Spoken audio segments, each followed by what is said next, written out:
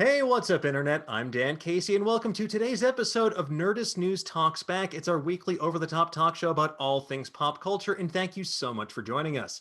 On today's show, it's the final episode of the year. We're going to be looking back at one of the strangest years in human history to celebrate everything that managed to get us through it. The best movies, the best TV, and the best video games of 2020. But before we get to all of that, let's meet today's fantastic panel. First up, she's a journalist and content creator extraordinaire. You've seen her on Sci-Fi Wire, Nerdist, Rotten Tomatoes, and hosting the Blurred Girl Live on Twitch. It's Karama Horne. Hello. So happy to have you back here. We're going to get into it in just a second. Next up, my sources tell me that she's written at least one book, possibly more, possibly as many as 300. She's also one of the founders of Softlock Studio. Please welcome Sam Maggs. Thanks, Dan. You're so great. I try. I'm going for a solid B+. And last but not least, he is one of the top 2 handsomest young men at internet today. It's Ricky Hayberg. Thank you for gassing me up. I appreciate it. Of course. Look, I have to make my guests feel good. I can't do it for myself, so I have to do it for everyone else. You look great too, Dan. Thank you. Fabulous. Oh my God, stop. Yes. Oh, no, keep it going, please.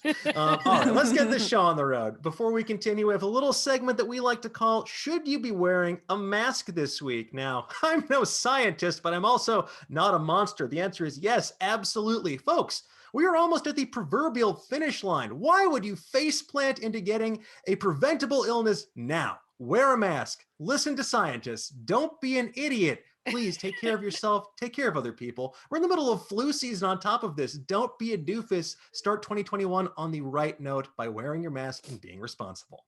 Anyway, moving on. All right, folks, let's get into it. After a long day looking at the bad screen, what could be better than looking at the good screen?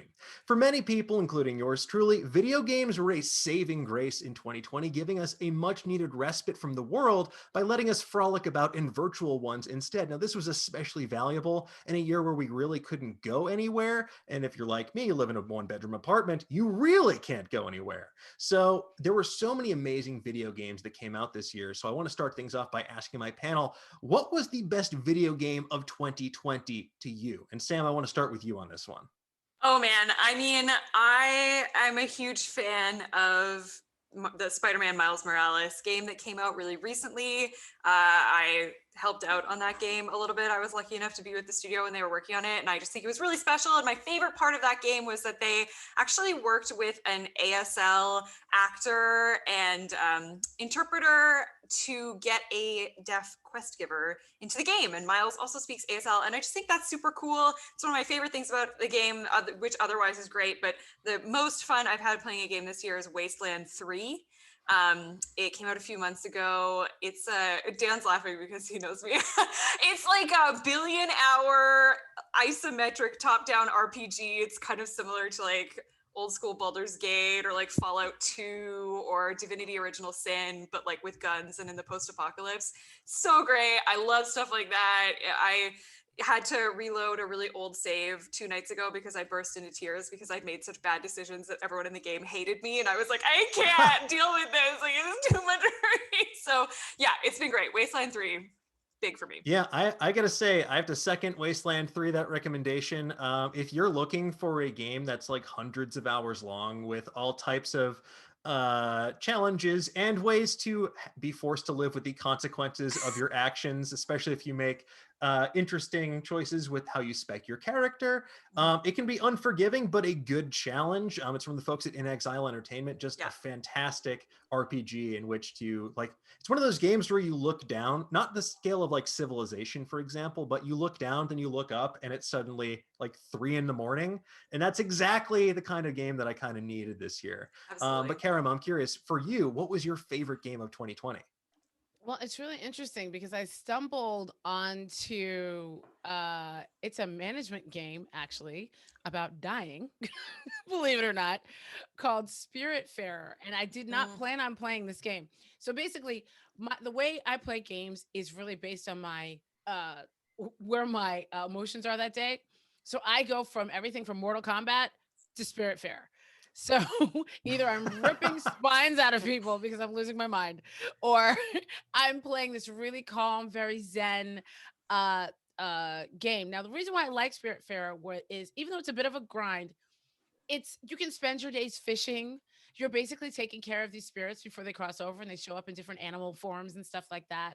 And I believe it came out on Steam or something first. And it's an indie game that someone recommended to me actually in the chat on one of my shows, and I love it.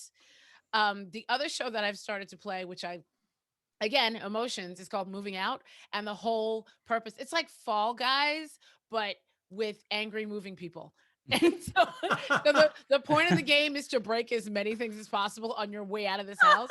So yes, again, another emotional day. I'm an emotional roller coaster this year, and these are my games.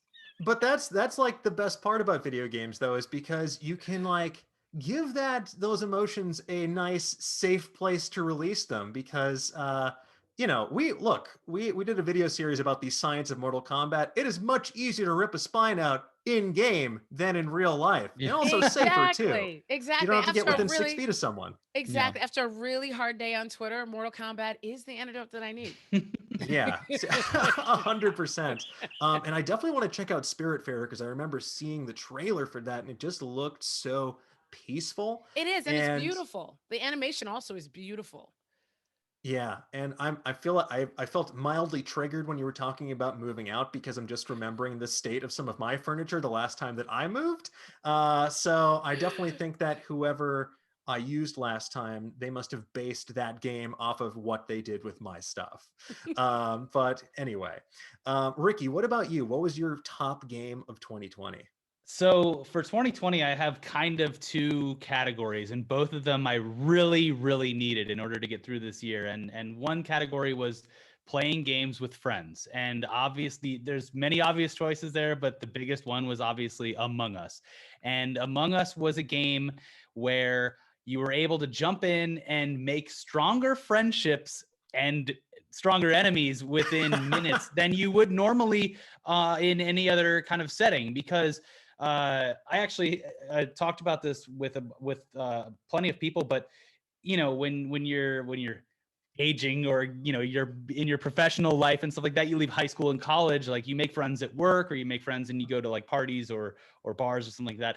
This kind of replaced the physical meeting spot for 2020 by just getting together with a bunch of friends and playing Among Us. And you can yell at people, you can have fun, everyone's laughing. It's just a great communal experience. And I actually made more friends this year through that game than I think in real life outside of a business sense than like any other time. So it was really cool to play that. And going alongside that was Fall Guys. Playing Fall Guys with friends was a lot of fun, and just trying to have fun with the limited resources you can. And luckily we live in a time and space where you can meet virtually with people. On the other side of things, did a little bit of not real gambling, but gambling with various poker games with friends, setting up poker nights with friends.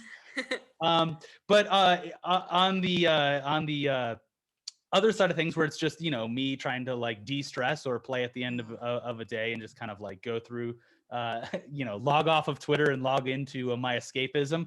Definitely World of Warcraft. I got back into that as some comfort food because I've played that game for over a decade now. So it was very comforting to just get back in Quest, and they released a new expansion recently, which is great. Shadowlands, baby. It's so good. Yeah, Shadowlands is great.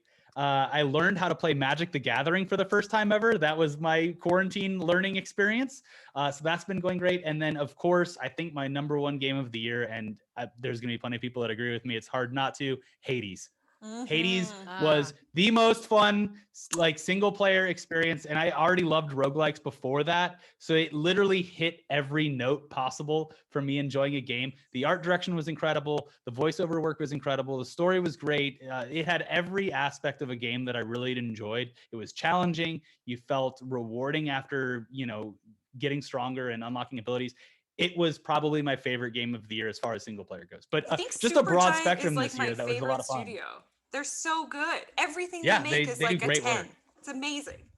Yeah, this is like where we'd run that like Jesse Pinkman, they can't keep getting away with this meme because they just make fantastic games. They know what they're doing, and Hades, I think, is kind of like the pinnacle of what I want from a roguelike. From a gameplay perspective, it is so eminently replayable as you get these different builds for your character and you try out different things and you just get to wreak all sorts of mythological mayhem across the different levels of hell. From an aesthetic perspective, the character design is so good, really struck a nice balance between that kind of like anime-esque style or like a Merime style and just like something that felt kind of unique, like a new take on what I'd expect from Greek mythology. And just, you know, from that sort of addictiveness standpoint, it is challenging and punishing, but not so punishing in like a Demon Souls sense where you're like, why am I doing this to myself with my spare time? Why has God forsaken us? You're like, no, I was so close. And I think I can do it better. And it's like that kind of thing where it makes you want to keep trying. And like, it's one of those games that actually does reward you for playing through multiple times, which is not something I can say for a lot of other titles, even ones with like a new game plus per se. So yeah, Hades definitely top of the list, I think, for many people. For myself, I might be this game felt like uniquely created for me. And I know it's like that many people feel like that. It's a game called Yakuza Like a Dragon. Oh, And yeah. this game, I watch people play it. I wouldn't be able to play it. I watch it. Great. Look, for many people, it may be a bit too Japanese, maybe a bit too esoteric. But for me, oh my God, this was like catnip. Holy shit, this game was extremely my jam. Like, it basically took this long running, like not a GTA like, but it was this kind of like open world sandboxy action adventure series where you played as someone who was in who's in the Yakuza, the Japanese mafia, and you would like do all these different quests and stuff. And after like a decade plus of these games, they flipped the script and turned it into a JRPG. They completely changed the combat system, turned it into a turn-based RPG. And took the setting out of Tokyo's Kamurocho, which is a sort of riff on the on Kabukicho, the like a red light district in Tokyo, and placed the action in Yokohama. And it is just so wonderful. It made me feel like I was back in Japan, especially in a year where we can't travel. And just like every little detail in that game is so thoughtful. Some of the writing is just absolutely bazoinkers, but in a way that doesn't feel like off. It just, you're like, yeah, of course there's a mission in this game where I have to find people in trouble and give them kimchi so spicy it makes them run at 60 miles an hour to overcome their fears. Of course that's something that I'm doing amidst this backdrop of stopping an inter-gang squabble for the future of Japan. It is just phenomenal. I'm playing it on the Xbox Series X. It like runs amazingly on that console. It's going to be coming out. It's available on a bunch of other platforms right now. I think it's coming to PS5 next March, but cannot recommend that enough, especially if you are jonesing for something that's a bit outside the usual. It was just truly a wonderful experience this year. But something else I wanted to talk about, and Ricky, you kind of brought this up before, that idea of comfort food. And, you know, World of Warcraft, like that's a perfect example. I started playing back in beta way back in, I think 2004.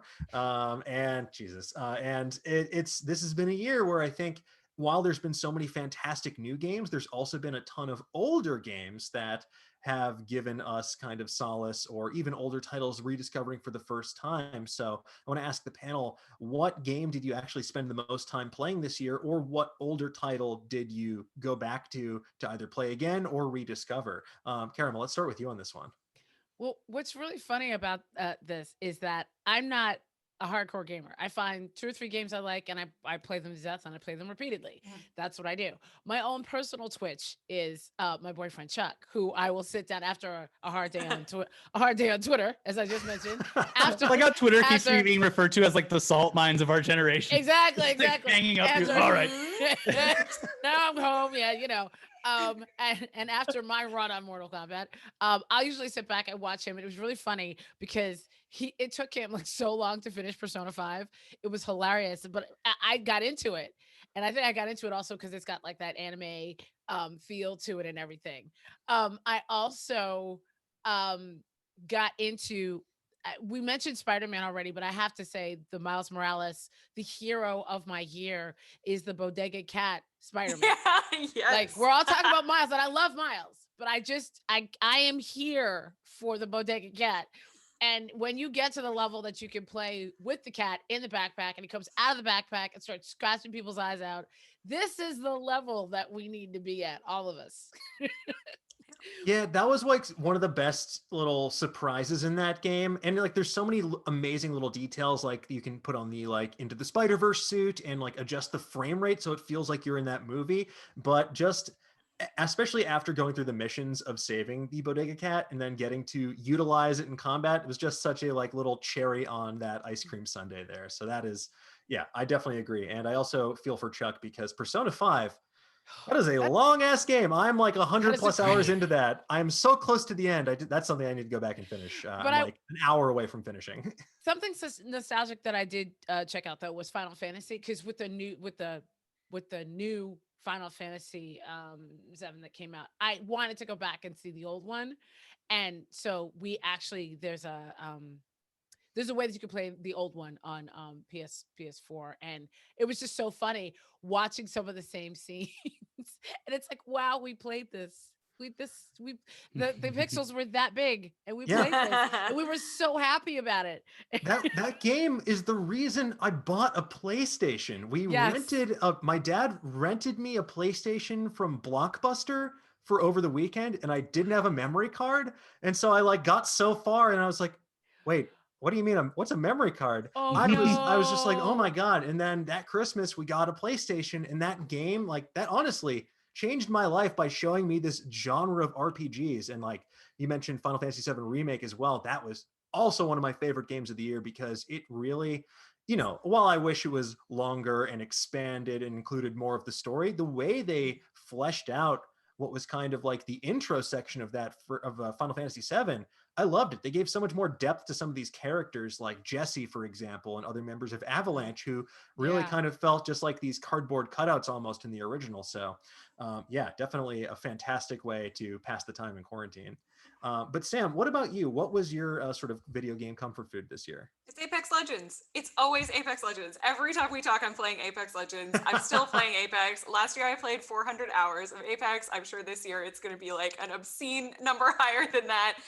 It's just so good. It's my favorite battle royale, like online multiplayer, which I never even really enjoyed those games before. There's something about this game that I find so addictive. They had a couple of great seasons this year with 2 new maps, great new characters, including like a science mom who's like wonderful, like kind of nuts and wonderful, and man-eater lady killer character called Loba, who I play all the time now. And the best thing about Apex Legends is every holiday season they introduce like a special mode with the train, and it's like the best. And I spent all year waiting for train mode. And I just feel like this is like the thing that has kept me like sane this year, even though when I talk about it, I don't sound sane, but I just like, it's so great.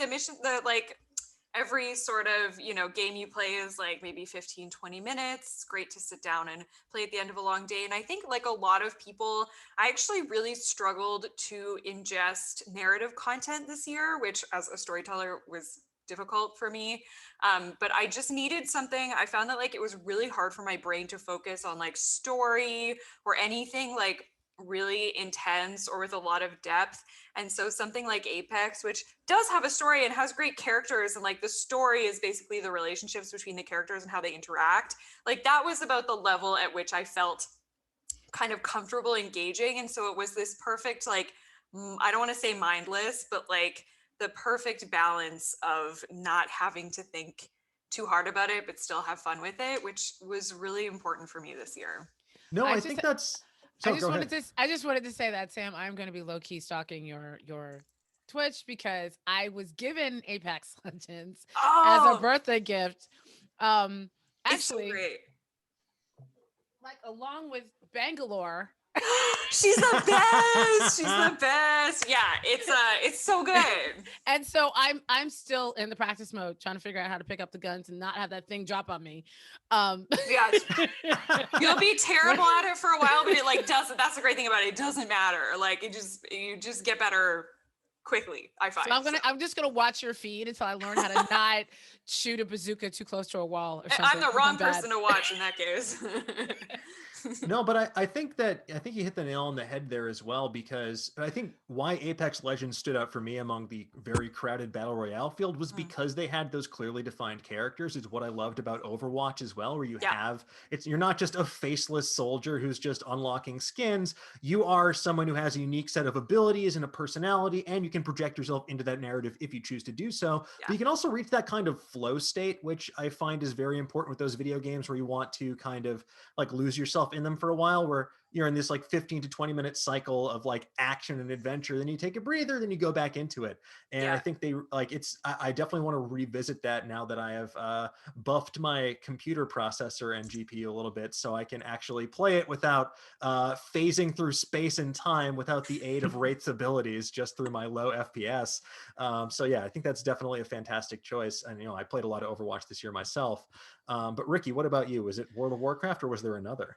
I mean, it is World of Warcraft. I actually decided to not just jump back into it. I decided to, because of the expansion being released, just start over from scratch. I was like, I want to re-experience the entire game. So I started a brand new character, and I went all the way to I got to like level 115, and then the expansion came out and reverted it back down to, you got pushed to 50, which you had to go to 60. But the whole experience and getting to re-experience the expansions as they were released in basically that timeline, like, it was such a fun moment going from like what is, even though it was not Vanilla WoW, but Vanilla WoW into Burning Crusade area for me was just, it was just nostalgic and warm and fuzzy, and it felt great, and I needed it. It's like it was just something that I really needed this year. But outside of that, the Bethesda RPGs, Fallout 4, I replayed.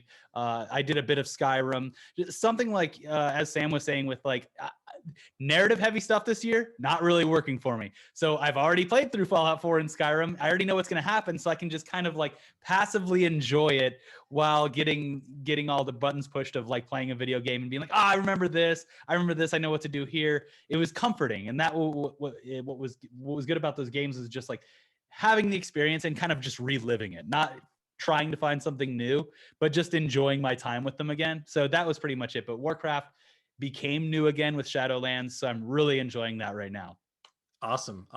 As for myself, I'd say probably the game I replayed the most would be Civilization 6, because that was the ultimate like, oh, am I feeling kind of down this week? What if I hit fast forward? Oh, it's next week because I played one game of Civ 6 and like, holy shit, my life just passed me by. It's a fantastic game. You have not Sean Connery. Oh my God, R.I.P. to a legend. What's his name? Sean Bean. Sean Bean's dulcet tones reading you like pithy quotes when you discover new stuff, and just a fantastic way to pass the day with a nice strategy game. But I want to move on in the interest of time. So like many of us, I spent an inordinate amount of time on the couch in 2020 mainlining all types of television shows, and this was quite a year for television, especially thanks to the rise of streaming services all competing for our eyeballs in the Thunderdome of creative development. Now, the Nerdist editorial team has put together a comprehensive list of the best TV shows of 2020, which you can check out right now on Nerdist.com, but I want to get into it with my panel. What for you was the best new TV show of 2020? Sam, let's start with you on this one. I loved The Queen's Gambit. I marathoned it in like 2 nights. It was great. It does, of course, suffer a little bit from man writing woman syndrome, but it's just so good that I found it very forgivable. And I just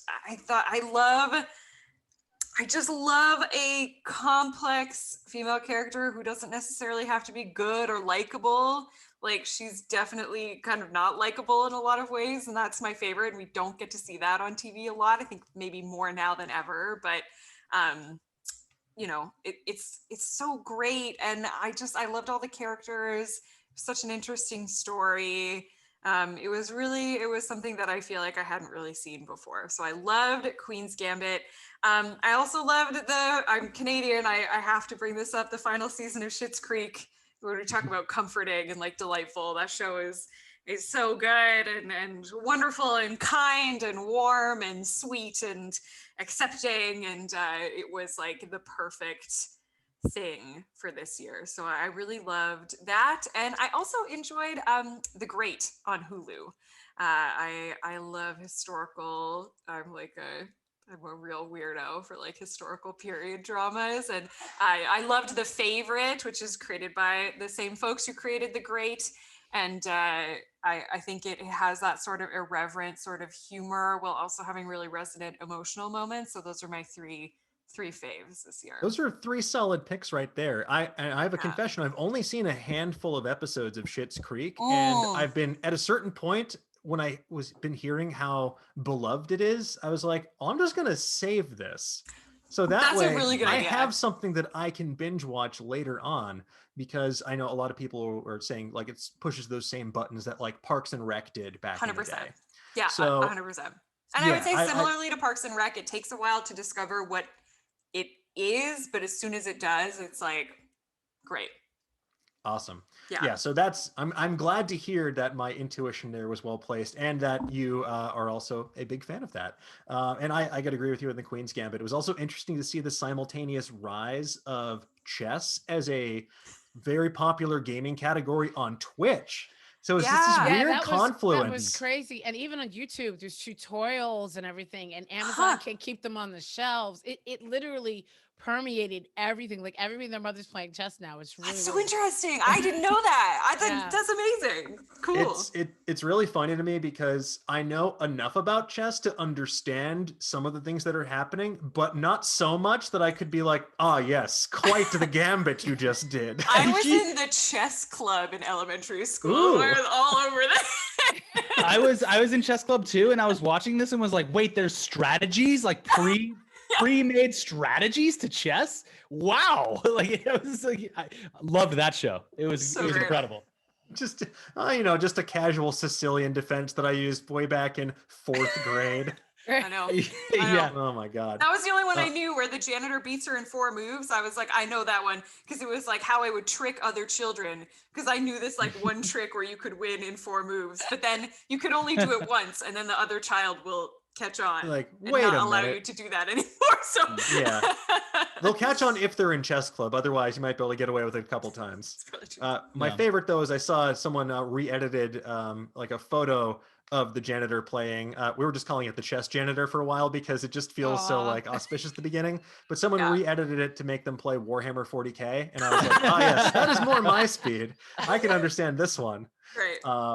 But Ricky, what about you? What was your favorite show of 2020? I mean, Queen's Gambit's pretty much at the top. I don't know what could beat it this year outside of I've been really enjoying The Mandalorian, but I mean, Yes. who hasn't? It's just a fun show. It's literally like watching a video game. It's like, here's your quest for this episode. Enjoy. At the end, you're like, oh, okay, that's done. We're ready for the next quest. It's just like so it made for kind of everyone and just visually it's amazing. It's just a great show all around. It's fun to watch. Outside of that, Pen 15 on Hulu is one of the funniest shows that's airing right now. Like it's so funny because when I talk to friends, a lot of them haven't seen it. I'm just like, what are you doing? Watch it right now. It's so good. It's so funny. It's also at some points incredibly hard to watch because it's so awkward. Like I'm one of those people who can't like sit through awkward moments. So I'm like hiding while watching the show. But it was funny. I was talking to my wife last night when I was like thinking of things that I had watched throughout the year. And I was like, hey, are you ready to feel old yet? Tiger King came out this year, which like at the beginning of the whole lockdown thing, it was, look, the show is, it is, everyone in that show is unlikable, but the show itself was just so entertaining to watch for various reasons. It really kicked off the whole pandemic, being locked inside with nothing to do. But here's this absolutely insane show with real people who are. It was a great way to kick it off. On the more, I guess, serious side of things, there was a show on Showtime called The Circus, which follows obviously the whole literally political circus leading up to the election. And it's like a behind the scenes of a bunch of journalists who were on the beat of the election behind the scenes. And it was just insane to watch as things played out in real life. They did great episodes on the potential dismantling of the post office, all that kind of stuff. So it was super interesting to watch. And then one that I hadn't watched until this year, and I don't know why this year it stuck out, but it was was one of those shows where I was just like, wow, everything sucks. But it's for some reason I enjoyed watching it was BoJack Horseman for the first time. I watched through BoJack Horseman and was just like, this is the most depressing show I've ever seen. Oh my and it God, just yeah. kind of Can fit we the mood. do like old shows that we discovered as well? Oh, 100%. I Yes. want to do that as well after. Yeah. Yeah, but that was I it feel for me this year. Yeah. that's a solid lineup though, and I do think something like BoJack feels appropriate for this year, where like we have time to reflect on everything. It's like the world's worst headspace meditation, but it is definitely a fantastic piece of media. But Karama, what about you? What was your favorite show of 2020? It's so hard to pick one genre because I like watch so many different genres, but I will say the one that was my favorite and was the most impactful had to be Lovecraft Country. Um, and what Misha Green was able to accomplish adapting Matt Ruff's story was just absolutely incredible. And I love when the Easter eggs are historical, you know what I mean? Not just in the book. And it wasn't an absolutely perfect show, but it was really, really close. And the discussions and the history and I talked to so many people about that show because we were all just at the edge of our seat looking at the next episode, wondering what, she would do next. And turning Lovecraft's like lore and horror and even his real life racism and nonsense, just turning it on his head. I love that. And I also love how the characters weren't all perfect. Like many times in horror, it's like, this is the one we're going to root for and they're going to save the day. And I heard one of the writers of the show say this, and I thought it was brilliant. She said, sometimes the hero is just the person standing next to you in that moment. So they might be, you might hate them. They might be terrible, but they might save your life. And it was so I don't know whether or not it was also about like this year with everything being turned upside down, but there were so many new people that I met online and through that show. I'm gonna have to say it's my favorite because it was just so impactful, like in my life. I can't, of course, forget Mandalorian. I mean, I've got Grogu right there. That's basically, still my favorite. Oh, we can have a play date. That's awesome, Ricky. I have him up there. He's just sitting here looking at me up there. Yeah, up in the corner. And so it's that show has done more for I think Disney Plus than just about anything else.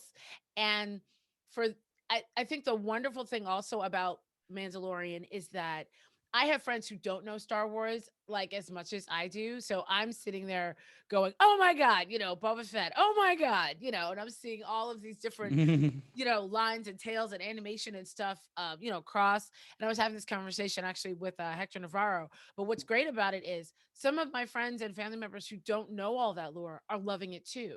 And that is a sign of a really well-written show. And I'm so excited to see what happens next. I want to see what happens with that Darksaber. I'm also loving watching Giancarlo Esposito just show up kind of like Nick Fury at the end of every episode chewing the scenery. And then I also watched a lot of anime. I really did. And I got into some shows that I hadn't seen in a while, and some new ones. There's some great ones on Netflix, like one I watched called Great Pretender. Both seasons are out. And it's not it's a mystery. It's basically like if Ocean's 11 met I don't know. I don't want to say God of High School, but it kind of like that. And it's wonderfully done. It's wonderfully animated, and you don't have to be like an anime head. And it also has an end. I know a lot of people are afraid of jumping into anime because they think people are going to tell them to watch like Naruto or One Piece, which is going to take away. There's only 900 lives. episodes. Yeah, this one's short and sweet. You can watch it in a day or a couple days if you want. So yeah, it just ran the gamut. But it was a very good year for streaming. Yeah, definitely very helpful to have this wealth of options this year. And especially The Mandalorian, that show really made me remember why I love Star Wars in the first place. And not just because of the incredible like world building they've been doing and the character development or the relationships between these characters, but all those little connections to the larger universe. And it just reminded me, I'm like, oh yeah, the galaxy far, far away kicks ass. And that show has just been a constant like flood of serotonin every Friday at midnight when I boot up Disney Plus to watch it. Now, I joked at the beginning of their investor day before they made all their announcements. I'm like, oh, not bad. 86 million subscribers, not bad for an app I only use to watch The Mandalorian once a year. But now, obviously, there's going to be a lot more stuff coming. Right. Disney heard you and said, "Hold my beer." Yes, hold my churro in 17 different flavors that you can then buy in 2021. I just can't believe the sheer volume of stuff coming out from them. And in terms of anime, I definitely want to check out The Great Pretender. Another one that I've been loving this year in the anime realm is Jujutsu Kaisen. I was going to say the other one. I love Jujutsu Kaisen. Oh my God. Is so that a good. One? The animation is so slick in that same way that Demon Slayer was, but with less harsh outlines. The humor lands almost every time, which is not something I can say for every anime series, as much as I love that as a genre and medium. And it's just this awesome, you have that same sort of tournament arc sense to a certain degree, that sense of secret school. It's about these demon hunters and sorcerers, and it is just awesome. And the creature design is super creepy. Also, the music spot on. I never skip the opening or ending, which I never miss the ending. I love the ending, and they're all dancing and everything. And also, here's the thing: it does have an element of horror to it, but it's almost like a horror comedy, because the main character, he ate a finger. Yes. That happened. He ate a demon finger and was like, "Oh, so I'm kind of possessed now." Yeah, he's remarkably calm about all the body horror happening around him, which is a nice reminder that about 2020, even when things, even the world outside is on fire, you can maintain that sense of poise and inner calm and good humor about everything that's going on. Well, hopefully you didn't also eat a demon finger this year, but it's definitely been a source of comfort this year. And speaking of comfort food, I think the show that everyone had told me about that I was like, no way, because the name sounds like a prank. And it's on a platform that I had no intention of signing up for, but I finally did it. And I have to say, Ted Lasso is awesome. Ted Lasso is just warm hug of a show. It's about this. So we have Jason Sudeikis as the eponymous Ted Lasso, who's this American, kind of country boy football coach who gets hired to coach a Premier League British football team, or soccer if you are American.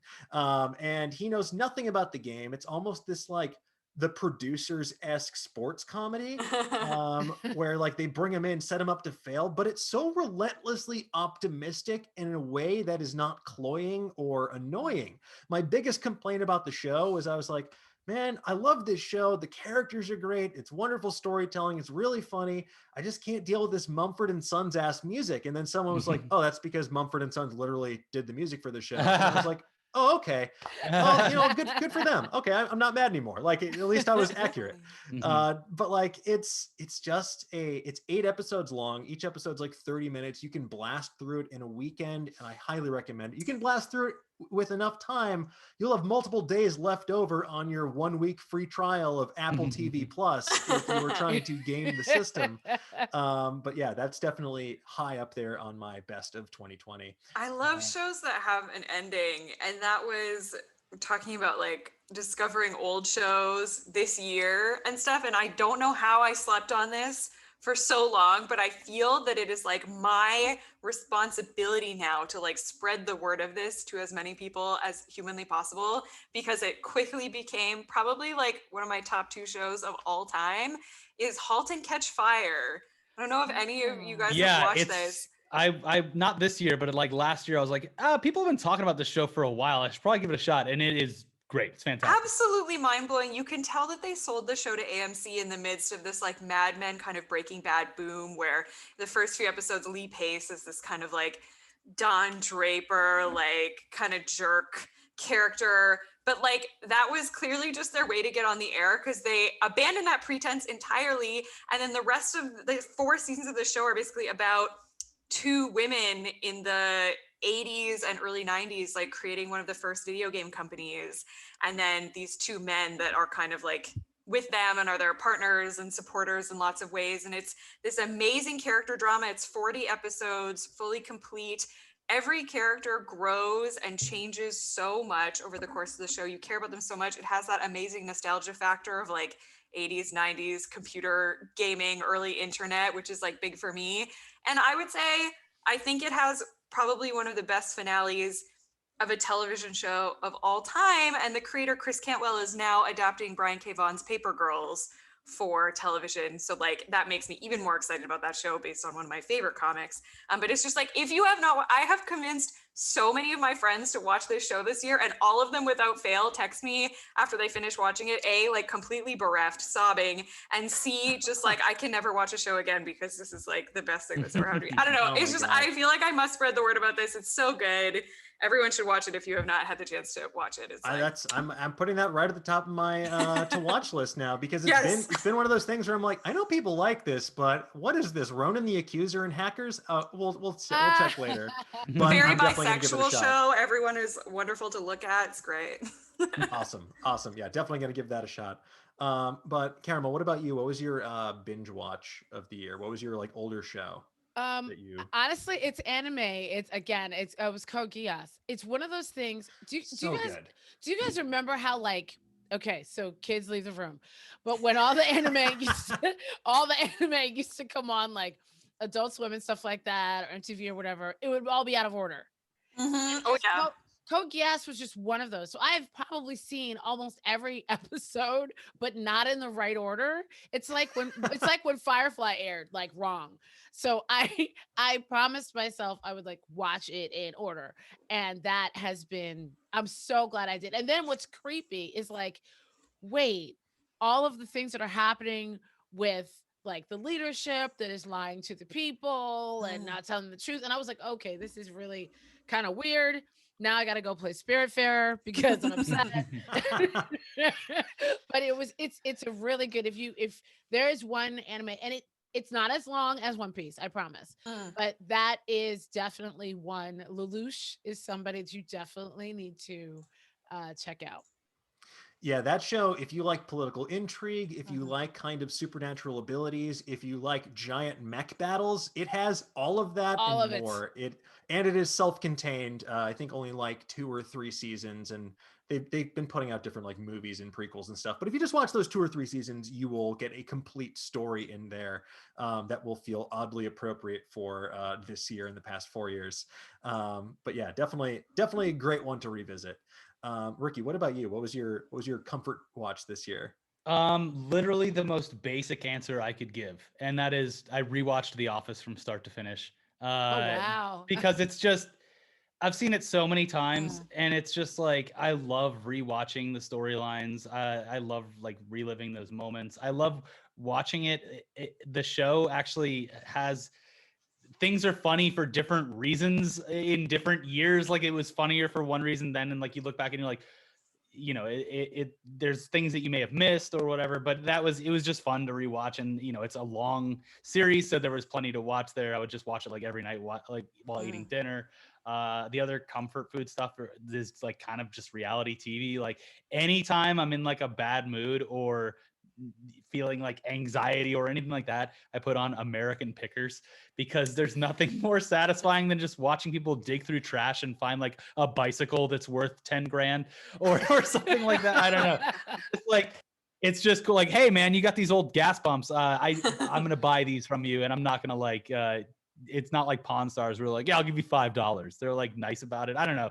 And then the other like reality show comfort food was Hometown, which is it's like one of those renovation shows, but I feel like it's less nefarious than the rest because the people involved are just so wholesome, and they're trying to like revitalize their small town in the South, and they're redoing all of the old homes there. And the couple is just so sweet and wholesome and nice. And I feel like they go into more of like how they are doing things rather than just smashing stuff. and it was just a wholesome show that I just like. It's just good energy, I guess. It just felt good to watch. So Which No, really, I feel you. those I were love that. and wholesome stuff. I completely forgot about it until you said wholesome and really good feeling. I had like a 3-week run where I watched nothing but the Great British Bake Off. Oh yeah, And baby. I Oh, had yeah, no yeah, yeah. idea. I had no idea. These are the nicest. This is the nicest competition I've ever seen in my life, and I never knew that there were so many different ways to use fondant. But it is just, it was just such, and they are just so sweet, and you're rooting for everybody, and they're helping each other, and it's all about cake, but you don't care because, again, after a hard day of Twitter, Great British. Wholesome reality like cannot be overstated in its importance this year. My wholesome reality watch, potentially not what you would expect someone to say as a wholesome show, but I discovered Love Island this year. Oh Yeah. British Love Island. I watched the current season and I found it so sweet and wholesome because it's just all these like incredibly dumb people from the UK. No think, you know? So can't have malice because no think. So they're just like, they all just like kind of trying to get along. Some of them want to make out, some of them find love. Like it just, some of them don't understand geography. Just very, I found the whole experience to be very wholesome and wonderful. So I highly recommend. I actually have to thank Dan Casey because I forgot about that. I watched it this year. It's not from this year, but I watched it this year as a recommendation from Dan Casey, and that is Instant Hotel, which is a show it's on Netflix. It's an Australian show where these people all have Airbnbs that they run, and they're all unique in special ways, but it's a group of people and they have to stay in each other's Airbnb and then judge all of the aspects of their Airbnb rentals in front of everyone's faces. And then like the winner gets there in the first season of that, there is this lovely older couple that runs like a diner, 50s diner style Airbnb. And they were just the sweetest thing. Everyone was like, most of the people in the show were just like nice, really nice people, but then they have like sort of villains in it too. It was such a fun watch. I can't recommend it enough. I love that you love so home good. shows. That's great. Yeah. Me too. That one is, it's also just delightful. Like just seeing everyone is so proud of they have to call them instant hotels because they legally can't call them Airbnbs for the show. And the grand prize is they get to go stay in a Airbnb, an instant hotel in Palm Springs, rumored to be owned by one of Hollywood's top celebrities. And I looked into it and pretty sure it's Leonardo DiCaprio.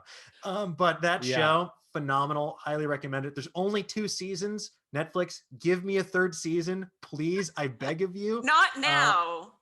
But later. Not now. Hopefully, right. Next Don't year. give anybody any ideas, please, for the love of God. No, look, if they're all quarantined together. It's the Instant Hotel Battle Royale in the life and times of a pandemic. Who will survive? I'm not sure. It's literally all bunkers right now. Yeah. Oh, no. Yeah, it's all bunkers. Oh my God. Well, let's leave TV behind for a moment and move on because there's still movies to discuss. And while movie theaters have largely remained closed in 2020, there were no shortage of amazing films that came out this year. Now we have some year-end best of lists like the best horror movies of 2020 up for you now on Nerdist.com. But we're going to get into our favorite movies right here. So my question to the panel is, and Karama, we're going to start with you. What is the best new release you saw this year? You know what's really interesting about this? Because you said like not a movie theater. We're gonna move away from TV and we're gonna talk movies. And I'm like, well, we couldn't go to movies, so I watched all my movies on my TV. In your home theater. So I gotta say that I was really one that I really I have to talk about too. And they were actually both on Netflix. One was The Five Bloods, Netflix, Spike Lee, got Delroy Lindo, Jonathan Majors, who was from Lovecraft Country, Clark Peters, Norm Lewis, and the late Chadwick Boseman. I have not been a fan. I admit this freely. I've not been a fan of a lot of Spike Lee's work in the past few years. It's not documentary driven. This was very, very good. And also to have a part of the story, it was just eerie that a part of the story was them, looking for and honoring their late platoon leader. I don't want to give away too much about it. And then losing, Chadwick Boseman months later. That was just, heart wrenching. But it was some of Spike Lee's best work in this, Vietnam era. Uh, and I shouldn't say that we jump back and forth in time. It was really a time, uh, uh, not traveling, but time jumping project that basically was about redemption and about like really trauma and dealing with that trauma and actually having to face it and who's really your family, your real family and your family in the trenches. And that's what that blood was. um the Old Guard, I was really really surprised. I've actually sat down to watch the Old Guard, like, all right, it's another comic book that has been adapted. I was pleasantly surprised. The Old Guard being a live action adaptation, Charlize Theron, Kiki Lane, a lot of other amazing people in it. I was impressed. So much so, I want another movie. I really hope we can get it in the theaters. But that was one that I really, really enjoyed, and I was surprised a lot by little things that came out on Netflix this year. So I'm gonna say those two because everything I did was mostly streaming. Yeah, I mean, look, it's I think the last movie I saw in theaters was Invisible Man, which I also loved, but it's hard because this year was very much the year for most of us where you had to watch all your movies at home. I like that both Mhm. of yours were these like kind of uh, stories that spanned a long period of time with the Yes. Old Guard as well. But yeah, both fantastic choices. Ricky, what about you? Uh, Again, sticking with the theme of I just wanted to feel good outside of reality. Onward was a joy. Mhm. The last movie I saw in theaters was Sonic the Hedgehog, I believe. um, Oh and yeah. and then Bill and Ted Face the Music was a lot of fun. It was just like it was exactly what it needed to be. And then a very controversial choice, but something that I was very much looking forward to and had low expectations, of course, but it nailed it. Was Hubie Halloween, the most triumphant movie of the entire year. Adam Sandler made a threat that he was going to make the worst movie possible if he didn't get the Oscar win for the phenomenal Uncut Gems. And he failed because he made the best movie of the year with Hubie Halloween. Just a joy. Uh, and on like the more like it was still a fun movie, but on the more serious side of things, Palm Springs perfectly encapsulated everything that everyone was going through in like a fun twist on the Groundhog Day style movie, and it was great. And all of those were like just I didn't see. I mean, I watched like The Five Bloods and it was a fantastic movie, but like it was just I needed to be happy outside of reality this year, and like a lot of those movies hit those buttons for me, especially Hubie. And I know that like it's always fun to rag on Adam Sandler like comedy movies, but it was just so dumb and it was the perfect like it was just like it's Halloween, we can't even go anywhere for Halloween, stay inside and watch like the dumbest comedy possible, and it was just like it was the joy that I needed. You're not the first person I've heard who is unironically saying they enjoyed Hubie Halloween to the point where I'm like, okay, like, look, they need, like, there is a purpose, especially in a year like this. You just kind of want to, like, enjoy yourself. Look, there's been some phenomenal movies this year that I've been putting off watching for that exact reason, where I'm like, I don't know if I can take this level of like emotional devastation yet. I want to process this art when I'm on the level where I can actually process it. So I think that definitely going to be saving some of these. No, I like, agree, and that's Go ahead. with a lot of the stuff that's being announced with HBO Max, where it's like, hey, all these movies are coming to HBO Max, and it's like, great, but I'm not gonna watch Tenet at home. I'm not gonna watch Dune at home. I'm gonna wait until the inevitable re-release in theaters. Like, there's no way I'm gonna watch Dune on my TV. Like, I will wait until this pandemic is over. I have a vaccine, and I will go to the theater and watch that movie there. But like, and that's another reason why my list is like all goofy stuff, because it's like it's different on TV. You can watch a comedy or an animated film, I think, unless it's like something incredible, like a Miyazaki film you'd want to see in a theater if there's, but like, yeah, it's just, this year was different and I just needed that warm embrace. I guess, I don't know. So I feel you, man. I feel you. You're definitely not alone in that feeling. This is a year where like comfort food was it's sorely needed in every aspect. But Sam, what about you? What was your favorite release of 2020? Yeah, you mentioned Invisible Man. That was something in theaters before all of this happened and before I was very much like, I need comfort food. That movie is not comforting in any particular way, especially someone who's experienced sexual assault and stuff. So very like visceral, but it was amazing. Also, movies I saw before the world ended. Harley Quinn, I think, was just a triumph. It was everything I wanted and more. Yeah, totally. Like, it just blew me away how great it was, and I could watch it over and over again. I think it's wonderful. I want more DC movies like that. I also saw Emma. Obviously, Anna Taylor-Joy is permeating my list this year, but Emma is like the single horniest Jane Austen adaptation I've ever seen, and just for that, it like it's so funny and good. Like I love stuff like that. Obviously, period drama fan. So Emma is really, really great, and also a good like at home. Does not need to be a big screen watch, I think. So if you're looking for something cute and you know, horny on Maine, definitely that. But my Ricky totally mentioned this already, but my favorite was Palm Springs. Love Andy Samberg.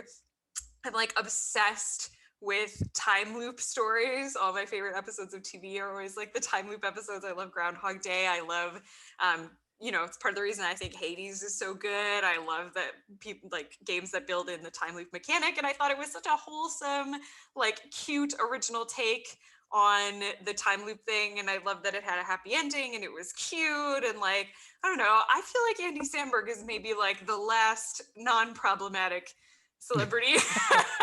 And I really embrace that. And so, yeah, I thought it was so cute. More cute movies like that. Hulu is pretty good at grabbing films like that. So, yeah, I really dug it. I'm very excited for Chip and Dale Rescue Rangers with Andy Samberg. And John Mulaney. And John Mulaney, yeah. Great. Yeah, what an unexpected 1-2 punch. That was like maybe the announcement outside of the like Marvel and Star Wars of it all that I was most excited for. Oh there. yeah. But I definitely hard agree with Palm Springs. I think I've watched far fewer new movies this year. I've noticed. Me too, and like especially compared to previous years, like I would be consuming them like by the dozens. This year I have a lot of catching up to do. But I think that element of going to the theater is such a core part of that, especially for movie people, which I assume we all are. But like that element of like going out, experiencing a film in a crowd of people who are also there to experience the film. Like when you take that away, I find that the impetus to watch movies is not the same for me on my couch, like with most of the lights on, like going to get a snack every 5 minutes. It doesn't have that like magic. I think. Yeah, like for me, I probably watch like maybe one movie a week, but like I would love, like my favorite thing in the world is going to the movie theater. And in the summertime in Los Angeles, they do something called Cinespia, where they take over this cemetery called Hollywood Forever, and they show movies with a big communal like audience, and everyone brings a picnic, and it's just this joyous experience that's just been missing for me this year. But something, and this film actually kind of speaks to that a little bit. It hasn't come out yet. It's coming out on Disney Plus on Christmas Day, and Karama just did interviews with the cast of this movie for us, which you can watch on Nerdist.com. Is Soul, the new Pixar movie with Jamie Foxx, and it is just so good. It's a wonderful feel-good movie. I was going to recommend that to Ricky. I was going to recommend it to Ricky because if you need like if you just need like a candy cane and happiness, watch this movie. I've been as soon as they announced that it was coming straight to Disney Plus, it was one of those things where I was just like, I am so excited. And then on Christmas, I'm just like, this is going to be so much fun because I was very much looking forward to this anyway. And I'm ecstatic to hear that it's really great. So yes, very excited. It's I like definitely got a little teary in multiple parts. There's just Pixar, so much so it's Pixar. You are going to cry. Like I'm sorry, candy cane, cake, tissues, and that's Christmas Day. That's what's happening. And like I think that it's gonna be a fantastic Christmas Day watch. It's something that I'm like is one of like I can't say this very often. Sometimes I need more time to pass, but this is a movie that I really want to rewatch when it comes out. Like, I'm very excited to revisit this movie because it is life affirming in the best way possible in a Mm, year where I have been really searching for that feeling. mhm. And I am very excited for other people to get to experience that in the same way that I did. Yeah. So yeah, I think that's definitely a good way to cap off the year. And after that, I don't know, just do a double feature with Wonder Woman 1984. It's coming out that day too, so you can Yep. have some action adventure and then have And some introspection. I have Roku, so my prayers were answered yesterday. So HBO Yes. Max just in time, like right before the finish line. So, I've definitely a friend of mine is a publicist there, and I saw him post on Facebook. He was like, huge sigh of relief, and I'm very happy for the folks over there who are just like, please Yeah. hammer this deal out so we can just put our content out for the world. But yeah, I think but that was that's great. The Harley Quinn and Onward were two movies that I think I watched 3 times this year each. Yeah. Just over, like Harley Quinn, I saw twice in theaters before the world ended. Me too. That's how good. I went So immediately back good. and saw it. Yeah. I enjoyed it a lot. I've been It's great. craving a breakfast sandwich all year long because of Birds of Prey. It is so I was searching so on good. like Yelp in LA, like what is the most like resembling that sandwich in Los Angeles? Like was on Yelp, just trying to find it. Oh man, now I'm starving right now. I need to go get a breakfast sandwich after this. Mhm. Yeah. But yeah, so I think that about does it for the year. We covered movies, we covered TV, we covered video games. We look, if you haven't played, watched, or consumed any of the stuff we talked about today, you certainly have a lot of cool stuff to explore as the holiday break continues. Hopefully, you're able to relax a little bit. And since this is a non-traditional episode, we're not going to be doing trivia today. I know, I'm sorry, but we are just going to skip that and proceed right to our 30-second soapbox, giving our wonderful panelists a chance to talk about the amazing stuff they've been up to.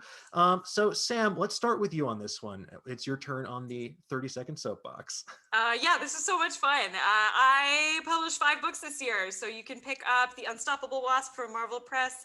You can pick up Conquest from Macmillan. You can pick up the Fangirl's Guide to the Universe and the Fangirl's Journal for Leveling Up, and the manga adaptation of Rainbow Rowell's Fangirl, all in stores right now. And I have a book coming out in February called Tell No Tales. It's an original graphic novel illustrated by Kendra Wells about the real life story of female and gender non-binary pirates in the 1700s. And it's really gay, and it's like all ages. So if you like gay magic pirates, this might be for you. I think you just said the magic SEO words for so many people out there. That's phenomenal. I can't wait to check it out. Thanks. Awesome. Karama, how about you? Oh, I have to follow that? Okay. I'm very mentally unhealthy and physically unhealthy as well. So it's fine. Like, you're doing great. I haven't written any books, but I definitely think that my grind has definitely come back to me this year. So yes, as you mentioned, I have a Blur Girl Live. The last show of the season on Twitch on the OSNYC channel is going to be next week, Tuesday on the 22nd. That is going to be a virtual dinner party. Actually, with a bunch of people, including Preeti Chipper, Brandon Snyder, Stephanie Williams, and we're all going to be geeking out over stuff like this, like about what we liked for the year, except drinking. So there's that. Preeti's the best. That's exciting. I'm excited for that. That's amazing. And so, and we're gonna, and top of that, the Blur Girl now has a Patreon page. So I have all this behind the scenes footage that I've been sitting on because I didn't have any place to put it because we didn't have a lot of things happen this year. So if you want to see a lot of the behind the scenes stuff that I'm working on, patreon.com/the Blur Girl. That's my little plug there. And the show will be coming back January 19th. And I've got a bunch of interviews. I have interviews with, you just talked about interviews with Soul, and I'm freaking out still because I got to talk to Angela Bassett, who is like my queen. Okay. And I also got to talk to, for the Blur Girl, the cast of Expanse. I've got a bunch of those interviews coming out. So there's a lot of stuff behind the scenes. So please follow me on Twitter and Instagram and YouTube to watch all of those. I'm the Blur Girl everywhere. TheBlerGGURL. And hopefully, if I slow down, I can write a book like Sam. And look, Sam, no one should be writing 5 books in a year. Sam is transcending I space and did. In time. She has fairness, a I time didn't. It turner. was like a weird thing where a bunch of stuff I had done over the last 4 years all ended up coming out at the same time, and I was like, "Wow, it's gonna be great! I'm gonna travel so much. It's gonna be an amazing year for new books to come out." And then everyone was like, "I don't want to consume new media, and also there are no bookstores." And I was like, "Anyway, it's fine. It doesn't matter." But also, I'm very excited to dig into all of your amazing interviews, Karama. Thank you again for coming on the show today. I appreciate it. Yeah, thank you. And last but not least, Ricky. Yeah, I host a show with my co-host Elliot on YouTube, and we tackle the various topics from serious to weird to just plain goofy, entertainment news, tech news, political news, and we try to do it in a way that informs and entertains. We try to make things fun while also keeping people up to date on things that are going on. And I think we do a pretty good job at it. I hope. The response so far has been great. We've been running for about 2 years since we left working in the corporate world for other people and doing it on our own. So everything's been going great. We did, I think, over 250 episodes this year, all like 30 minutes long each. So I'm very tired, excited to have a nice break over the holidays. But yeah, if you're looking to hear about the news from all spectrums and hopefully laugh along with us, it is youtube.com/internettodaytv. You can follow me on Twitter, RickyFTW. I also, whenever I have free time, try to jump on Twitch and play some video games. But aside from that, I just want to give another shout out to a piece of media that didn't get as much credit as it deserved this year, the Humble Jigsaw Puzzle, which I found again. Yes. Same. And Yes. I fell in love with the Humble Jigsaw Puzzle once again. Completed 3 very large puzzles this year and had a blast doing all of them. So break out the jigsaw puzzles. They're still fun. Look, that sounds like a great evening right there. Put on some internet today while you're doing a jigsaw puzzle. You get to have your ears and your eyes entertained at the same time. Thank you all again. That's it for today's episode of Nerdist News Talks Back. And actually, not just today's episode of Nerdist News Talks Back, but for the foreseeable future. So in 2021, this show is actually going to be going on hiatus. We'll be coming back from time to time in the future, but for now, its watch has unfortunately ended. So I want to say thank you so much to everyone here on the panel for helping close out this year and this show with a bang. Thank you to everyone who joined us at home and to everyone who helped make this show a reality, both in front of, behind the camera, in the audience. You guys really made this a highlight of my Mondays this year. And in the meantime, if you're looking for some holiday reading, we have special archival episodes of Nerdist Book Club for the very first time being aired on Nerdist.com and on YouTube.com/Nerdist. Going to be reading the very first Harry Potter book, and The Princess Bride is going to be airing on our channels over these 2 weeks that we're out of the office. And so if you haven't checked those out, make sure you do. Or if you've read those books, want to reread them, have a nice discussion with friends, we've got you covered. And with that said, we will see you back here in 2021 for another year full of geeky deep dives, fan theories, and so much more on Nerdist YouTube channel, Geek Insider's Twitch channel, and of course, Nerdist.com. So until then, stay safe, be healthy, and have a very happy new year. See you next time. Bye-bye.